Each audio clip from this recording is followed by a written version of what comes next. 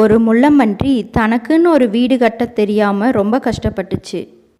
போகிற வழியில் ஒரு குருவியை பார்த்துச்சு. உன் வீட்டில் தங்கிட்டுமான்னு கேட்டுச்சு.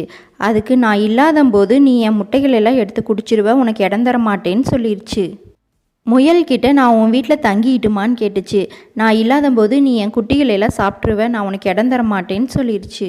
அடுத்து போகிற வழியில் ஒரு கோழியை பார்த்து உன் கூட்டில் நான் தங்கிட்டுமான்னு கேட்டுச்சு. வேண்டாம், எங்களுக்கே இடம் பத்துறதில்ல, உன்னை விட்டால் நீ கூட்டையே நாஸ்தி பண்ணிடுவ, நீ வேற எங்கேயாவது இடம் பார்த்துக்கோன்னு சொல்லிடுச்சு. இப்படியே காட்டில் இருக்க எல்லா பறவைகள் விலங்குகள்கிட்டலாம் இடம் கேட்டுச்சு. யாருமே அதுக்கு இடம் கொடுக்கல. கடைசியாக பார்த்த பாம்புக்கிட்ட உன் வீட்லையாவது எனக்கு தங்கறதுக்கு இடம் கொடுக்குறியான்னு கேட்டுச்சு. இல்லை, என் வீட்டில் உனக்கு இடம் தர முடியாதுன்னு சொல்லிச்சு.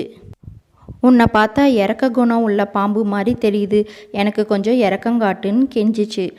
அந்த முள்ளம்பன்றியோட வார்த்தைகளை கேட்டு பாம்பும் அதை தங்கறக்கு அனுமதிச்சுது. வீட்டுக்குள்ளே போன முள்ளம்பன்றி அதோட முள்ளால் எல்லா பாம்புகளையும் குத்தி அதோட உடம்புகளெல்லாம் புண்ணாக்கிடுச்சு.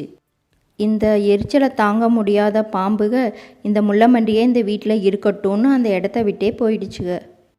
பிறருக்கு உதவி செய்யணும்னு நினைக்கிறது தப்பில்லை, ஆனால் அந்த உதவி நமக்கே ஆபத்தாக இருக்கக்கூடாது.